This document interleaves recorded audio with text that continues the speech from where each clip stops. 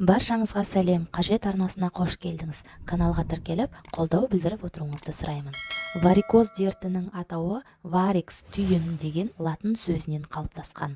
Ер адамдарға қарағанда әйелдер бұл ауруға 3 есе жиі шалдығады. Сырқаттың пайда болуына артық салмақ, генетика, физикалық жүктеме сияқты түрлі себептер әсер етеді.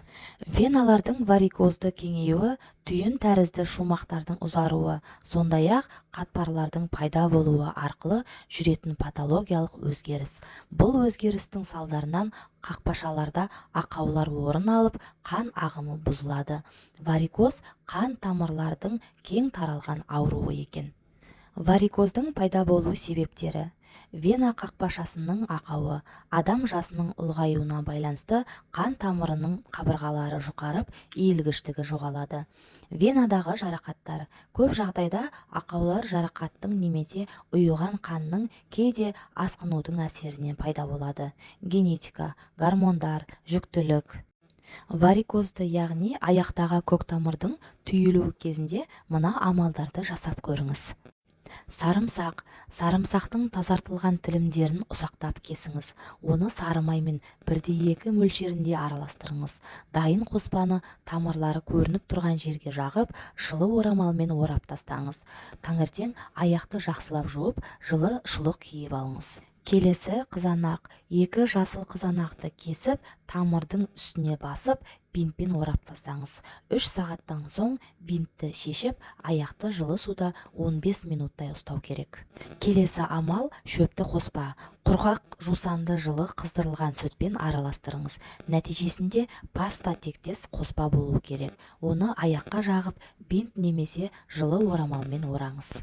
Егер сіз бір орында ұзақ уақыт отырсаңыз, немесе керісінше ұзақ уақытта аяқтан тік тұрып жұмыс істесеңіз, гимнастикаға 1 минут бөліңіз. Бірнеше рет отырып тұрып, алға және артқа қисайыңыз. Аяқтарыңызды айналдырыңыз. Бұл қан айналымын қалыпқа келтіреді. Спортпен көп шұғылданыңыз. Жаттығу залына баратын уақытыңыз болмаса, кешкі уақытта таза ауада серуендеуді әдетке айналдырыңыз.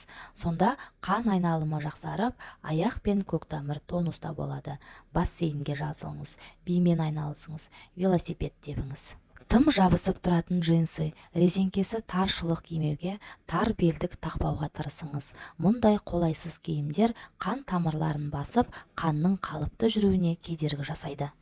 Ыстық және суық суды кезектестіріп қолдану арқылы аралас душ қабылдау қан тамырдың қабырғаларын жақсы нығайтады. Сонымен қатар, ұйықтап жатқанда аяқты аздап көтеріп жатуға тырысыңыз.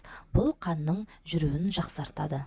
Ең бастысы, профилактикалық мақсатта дәрігердің тексеруінен өтуді ұмытпаңыз. Себебі кейде бұл ауру жасырын сипатта жүруі мүмкін. Достар, ақпарат ұнаса, лайк басып, комментарий жазуды ұмытпаңыз.